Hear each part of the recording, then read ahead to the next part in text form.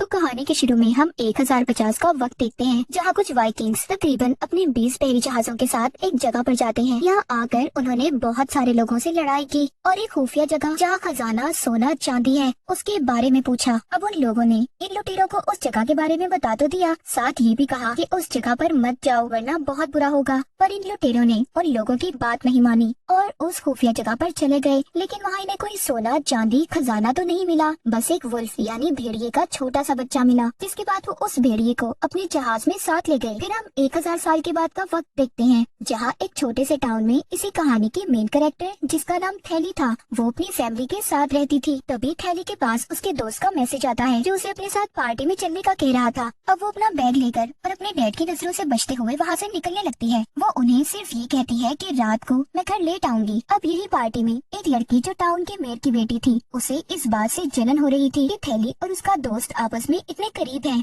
और उसके दोस्त को साइड में ले जाती है, जहाँ थैली भी उसकी बातें सुन लेती है। वो उसके दोस्त को ये कह रही थी कि तुमने हमारी पार्टी में बाहर की लड़की को क्यों बुलाया, और अगर आगे से ऐसा किया तो अच्छा नहीं होगा, कम से कम मुझे बता तो देते। ये सुनकर उसे काफी बुरा लगता है, इसलिए वो यहाँ से जाने लगती है। पर अगले ही पल उसे उस लड़की यानी मेयर की बेटी की चिल्लाने की आवाजें आ रही थी, इसलिए वो जब चेक करने जाती है तो देखती है वो लड़की और उसका दोस्त नीचे गिरे हुए हैं। उनकी हालत काफी खराब है क्योंकि वो बहुत जख्मी थे। थैली उनके पास जाती है उनकी मदद करने, वो मेयर की बेटी को सहारा देकर उठाती है और आगे बढ़ती है। फिर अगले ही पल कोई उसके कंधे पर भी हमला कर देता है, जिससे वो नीचे गिर गई थी। और ये देख वो काफी घबरा गई थी कि मेयर की बेटी को झाड़ियों में से कोई घसीट कर ले जा रहा था। उसे कुछ समझ नहीं आती कि ये कौन है, बस डर की वजह से वो चीखती चिल्लाती रहती है। खैर अब इस हादसे वाली जगह पर पुलिस भी आ गई थी, जिनमें थैली की मॉम भी शामिल थी, क्योंकि असल में वो एक पुलिस ऑफिसर ही थी। उनका साथी पुलिस ऑफिसर उन्हें बताता है कि यहाँ उन पर जिस भी किसी ने हमला किया वो मेयर की बेटी को अपने साथ ले गया है, उसका कोई अता पता नहीं। उसके साथ यहाँ एक लड़की भी थी जो और कोई नहीं बल्कि तुम्हारी बेटी है, इसीलिए तुम्हें जाकर उससे इस बारे में पूछना होगा क्योंकि वही तुम्हें बता सकती है। ये सुनकर उसकी मॉम काफी डर गई थी और फौरन अपनी बेटी को संभालने के लिए उसके पास जाती है। उसके कपड़ों पर लगा खून देखकर पूछती है कि क्या हुआ, क्या तुम्हें कहीं चोट लगी है, जिस पर वो कहती है नहीं मॉम, ये मेरा खून नहीं मेयर की बेटी का है, जो मेरे ऊपर तब लग गया जब मैं उसे संभाल रही थी, बस हल्की सी चोट लगी है मेरे कंधे पर। फिर तलाशी लेने पर इन्हें वहाँ मेयर की बेटी का फोन मिलता है, साथ ही पेड़ पर थैली की मॉम को एक बड़ा सा नाखून भी मिल जाता है जो किसी खतरनाक जंगली जानवर का लग रहा था। अब कुछ देर के बाद थैली की आँख खुल जाती है, जहाँ वो अपने सामने अपनी मॉम को पाती है। वो थैली से पूछ रही थी कि अब बताओ मुझे कल रात तुम्हारे साथ क्या हुआ था। तो अब यहाँ वो धीरे धीरे अपनी मॉम को सारी बात बता देती है। अचानक मेयर की बेटी की चिल्लाने की आवाज आई और जब मैं वहाँ गई तो दोनों ही जख्मी थे, पर मुझे खुद भी समझ नहीं आई कि उन पर हमला किसने किया, क्योंकि वहाँ अंधेरा काफी था तो मैं नहीं देख पाई। यहाँ हम एक बड़ी अजीब चीज देखते हैं कि थैली की दोनों आंखों का रंग भी अब बदल गया था, मतलब एक आंख का रंग कोई और दूसरी आंख का रंग कोई और था। फिर इसके बाद पुलिस ऑफिसर उन सारे बच्चों के बयान लेते हैं जो कल रात उस पार्टी में आई थी, पर उन्हें बच्चों से खास जानकारी नहीं मिलती। और तो और मेयर की बेटी की लाश भी उन्हें नहीं मिली थी। रात को थैली की मॉम उस नाखून के बारे में सर्च कर रही थी जो उन्हें जंगल में पेड़ से मिला था, जहाँ वो नाखून भेड़िए के नाखून से मैच हो जाता है, इसीलिए वो कॉल करके अपने साथी पुलिस ऑफिसर को कहती है कि ये नाखून भेड़िए का है।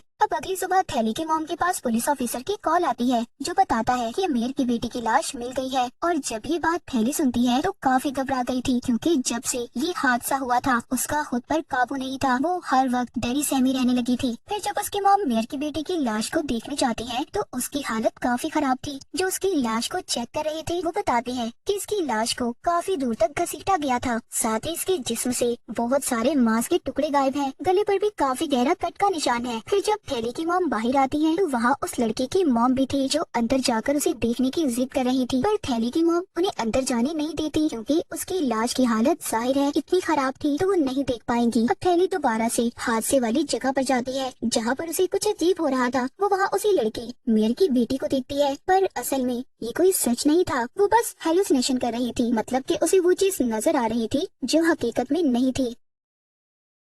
उधर पुलिस स्टेशन में एक बूढ़ा आदमी आता है जो थैली की मॉम से मिलता है, क्योंकि उसके पास इस केस के लिए जानकारी थी। वो बताता है कि जिसने उस लड़की को मारा है, जिसको आप ढूंढ रहे हैं, वो कोई आम वुल्फ नहीं बल्कि वेयरवुल्फ है, यानी आधा इंसान और आधा भेड़िया, जो सिर्फ एक खास वक्त में ही भेड़िया बनता है जब पूरी चांद की रात होती है। और वो वेयरवुल्फ इंसान के खून का प्यासा है, और ये सिलसिला तब तक चलता रहेगा जब तक कि इस नस्ल के आखिरी वुल्फ को ना मार दिया जाए। वो सबको खत्म कर देगा। ये सुन थैली की मॉम उसे चुप करवा देती है, क्योंकि उनको उसकी बातों पर यकीन नहीं हो रहा था। साथ ही वो ये भी कहती है कि यहाँ एक लड़की की मौत हुई है, वो भी काफी बेरहमी से, और तुम्हें ये पुरानी मनगढ़ंत कहानियाँ सुनाने की पड़ी है। तब वो कहता है कि हाँ, मैं जानता था कि मेरी बातों पर कोई भी यकीन नहीं करेगा। ये कहने के बाद वो जाने लगता है, पर जाते हुए वो थैली की मॉम से कहता है कि जब तुम्हें मेरी बातों पर यकीन आ जाए तो मुझसे मिलने आ जाना। साथ ही वो उन्हें एक सिल्वर गन की गोली देता है। कहता है कि जिसे तुम मारना चाहती हो, यानी वो वेयरवुल्फ, वो सिर्फ इसी गोली से मरेगा, बाकी गोलियां उस पर असर नहीं करेंगी। जाते जाते वो उसके कोट में सिल्वर गोलियों की एक डब्बी पे डाल देता है। ना चाहते हुए भी उसकी एक गोली को थैली की मॉम अपनी जेब में डाल लेती है। अब थैली का वही दोस्त उससे दोबारा मिलता है जिसने उसे पार्टी में बुलाया था। कहता है कि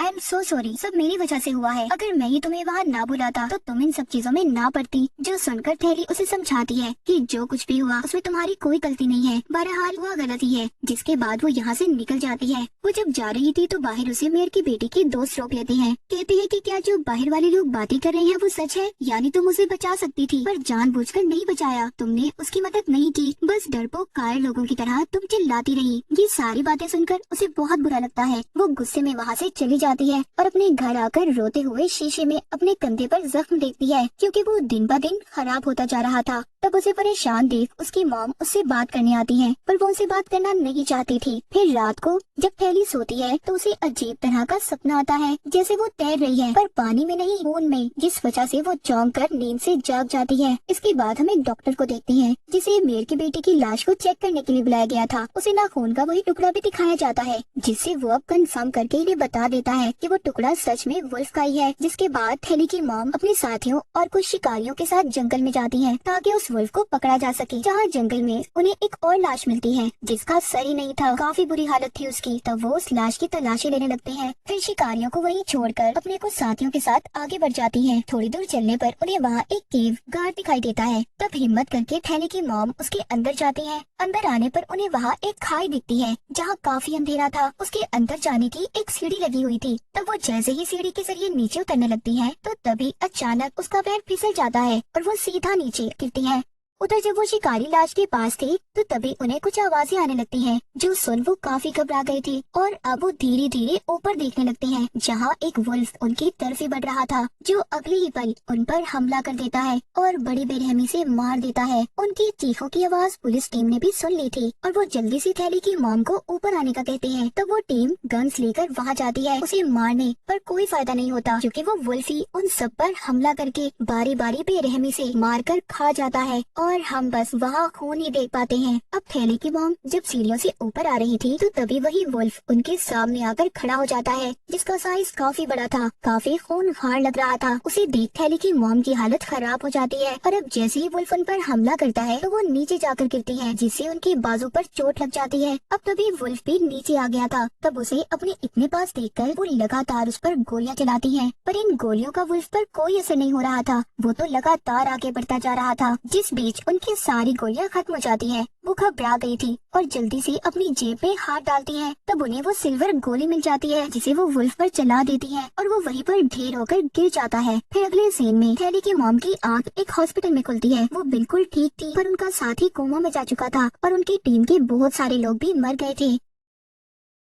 उधर कॉलेज में थैली के साथ अजीबोगरीब हो रहा था, जैसे कि उसे हल्की से हल्की बारीक आवाज भी सुनाई दे रही थी, जिससे वो काफी तंग आ गई थी। इसलिए वो वॉशरूम में चली जाती है जहां उसे मेयर की बेटी दिखती है जो रो रही थी। ये देख थैली अब और परेशान हो गई थी क्योंकि उसकी हेलुसिनेशंस बढ़ती ही जा रही थी। रात को भी जब वो सो रही थी तो अचानक नींद में चलने लगती है, जिस बीच उसकी छोटी बहन की आंख भी खुल जाती है और वो थैली को एक पेड़ के पास खड़ा हुआ देखती है। फिर उसका हाथ पकड़कर वापस उसको कमरे में ले आती है। तब तक थैली को भी होश आ गई थी तो उसकी बहन कहती है कि मैं हमेशा तुम्हारा ख्याल रखूंगी। तब वो उसे कहती है कि मेरी तबीयत ठीक नहीं, बहुत नींद आ रही है, ऐसा लग रहा है कि जैसे मैं महीनों से नहीं सोई। इतना कहकर वो वहीं पर सो जाती है। उधर डॉक्टर वुल्फ की लाश को चेक कर रहा था, जिससे उसे बहुत सारी जानकारी मिलती है और वो थैली की मॉम को बताता है कि जितनी भी गोलियां आपने उस वुल्फ को मारी है उनसे उसका कुछ भी नहीं हुआ। एक सिर्फ गोली ऐसी है जिससे उसकी मौत हुई और वो गोली थी सिल्वर की गोली। अब ये गोली वही थी जो बूढ़े आदमी ने थैली की मॉम को दी थी। ये गोली इतनी मजबूत थी कि वुल्फ के जिस्म में काफी बड़ा छेद बना दिया था। ये सारी बातें सुनकर वो काफी हैरान रह जाती है और फौरन उस डॉक्टर के साथ उस बूढ़े आदमी से मिलने जाती है और उसे सब कुछ बताने का कहती है। तब वो बताता है कि जिस वुल्फ को तुमने मारा है मैं उसे पिछले काफी अरसे से ढूंढ रहा हूँ। ये एक काफी पुराने वक्त का वुल्फ है। असल में इंसानों ने जानवरों की शक्तियों को पाने के लिए इंसानों पर एक्सपेरिमेंट तजुर्बे किए थे, जिनका नतीजा ये निकला। मतलब वो सारे इंसान वेयरवुल्फ बन गए और ये सिलसिला तब तक चलता रहेगा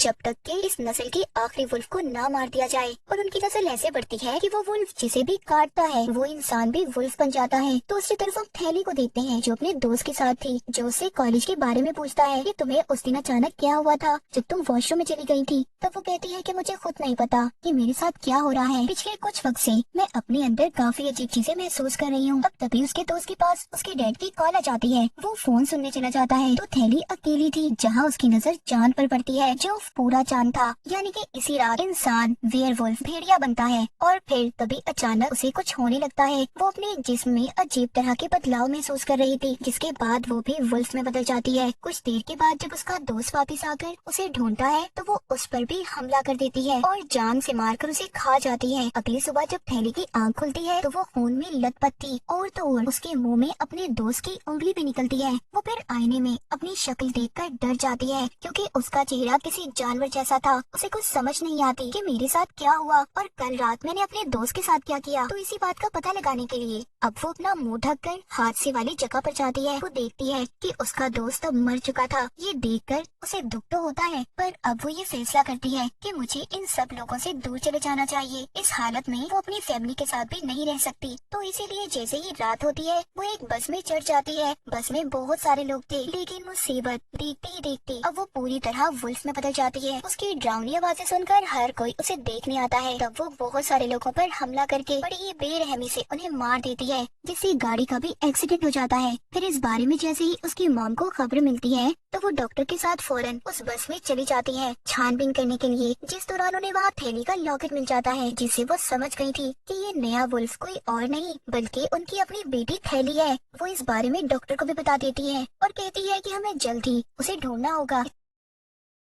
इसके बाद हम थैली के घर का सीन देखते हैं, जहाँ उसकी बहन ड्राइंग कर रही थी जो बोल नहीं सकती थी। और तभी उसे महसूस होता है कि जैसे उसके पीछे कोई आ रहा है। जैसे ही जब वो पीछे मुड़ती है तो वहाँ एक वुल्फ था, जिसे देखकर वो बेचारी काफी डर गई थी। वो बोल नहीं सकती थी तो जाहिर है चिल्लाकर मदद के लिए नहीं बुला सकती थी। पर जब वो गौर करती है वुल्फ की आंखों में तो उसे समझ लग गई थी कि मेरी बहन थैली है। वुल्फ यानी थैली भी जब उसकी आंखों में देखती है तो रुक जाती है, पर पीछे से उसके डैड आ गए थे जो उस पर हमला कर देते हैं। फिर वो उसे बिजली के झटके लगाकर अपनी बेटी को लेकर बाहर आ गए थे और जल्दी से गाड़ी में बैठकर यहाँ से निकलने लगते हैं। पर इन सब में उन्हें चोट लग गई थी तो वो ठीक से गाड़ी भी नहीं चला पा रहे थे। वो बेहोश हो जाते हैं, साथ ही उनकी गाड़ी का एक्सीडेंट भी हो गया था। थैली की बहन गाड़ी से निकलकर छुपने के लिए चली जाती है। तब तक वुल्फ भी यहाँ आ गया था। उनका पीछा करते करते इस टाउन के बहुत सारे लोग भी आ गए, क्योंकि उन्हें पता चल गया था कि यहाँ एक्सीडेंट हुआ है। वुल्फ यानी थैली उन सबको देख चुकी थी। वो बहुत सारे लोग थे, इसीलिए वो उन पर हमला कर देती है, जिससे लोग डरकर भागने लगते हैं। पर यहाँ उसने बहुत सारे लोगों को मारकर खा लिया था और हर तरफ खून ही खून फैला हुआ था। अब तभी इधर थैली की बहन आ जाती है, क्योंकि उसे अपनी बहन को ऐसे देखकर काफी दुख हो रहा था। वो उससे बात करने के लिए उसके पास जाने लगती है। वुल्फ यानी थैली के बिल्कुल सामने खड़ी होकर इशारों से वो कहती है कि मैं हमेशा तुम्हारे साथ रहकर तुम्हारा ख्याल रखूंगी। पर इतनी ही देर में उसकी मॉम और डॉक्टर भी यहाँ पर आ गए थे। मौका देखते ही वो वुल्फ पर तीर का शूट करते हैं, जिससे वो मरती तो नहीं पर जख्मी हो गई थी। और इस चीज का फायदा उठाकर ये लोग एक स्टोर में जाकर छुप जाते हैं और कुछ ही देर में हर तरफ खामोशी हो गई थी। पर तभी अचानक गाड़ी की तेज रोशनी आती है, जिसमें दरअसल वो बूढ़ा आदमी था जो उस वुल्फ को मारने के लिए वो गाड़ी से उस पर हमला करता है। उसे से ठोककर वो गाड़ी स्टोर के अंदर घुसा देता है, जिससे उसे खुद को भी काफी चोट लगती है। वो जख्मी होकर वहीं पर गिर गया था और तब तक यहाँ वुल्फ भी आ गई थी, जो उसे भी मार देती है और फिर अपनी मॉम पर हमला करती है। वो खुद को बचाने के लिए काफी कोशिश कर रही थी। डॉक्टर भी उसकी मदद नहीं कर पाता क्योंकि वो चीजों के नीचे दबा हुआ था और उसके हाथ में लकड़ी का टुकड़ा लगा हुआ था, जिससे उसे तकलीफ हो रही थी। इस दर्द की वजह से वो अपने पास पड़ा हुआ इंजेक्शन भी नहीं उठा पा रहा था। अब ये सब कुछ थैली की बहन भी देख रही थी, तो हिम्मत करके वो वहीं बाहर आती है और वो इंजेक्शन वेयरवुल्फ यानी थैली को लगा देती है, जिससे वो वहीं गिरकर बेहोश हो गई थी। सीन इधर ही कट हो जाता है। इसके बाद हम थैली की मॉम को देखते हैं, जहाँ वो अपनी बेटी जो वुल्फ बनी हुई थी बेहोश थी उसके सामने रो रही थी कि मैंने तुम्हारा ख्याल नहीं रखा। वो उससे माफी मांगती है, फिर वो खुद को संभालती है और सोचने लगती है कि मैं इसे ऐसे भी नहीं छोड़ सकती। ये लोगों के लिए बहुत बड़ा खतरा है और ना ही इसे अपने हाथों से मार सकती हूँ। वो फिर सिल्वर गोली को उठा गन में डालकर उसके पास करती है, पर यहाँ हम ये नहीं देख पाते कि उसने अपनी बेटी को मारा था या नहीं। जिसके बाद अगले सीन में वो एक सिल्वर गोली को थैली की तस्वीर के सामने रखती है, जिसका मतलब था कि उन्होंने थैली को गोली नहीं मारी थी। ये कहानी इधर ही खत्म हो जाती है।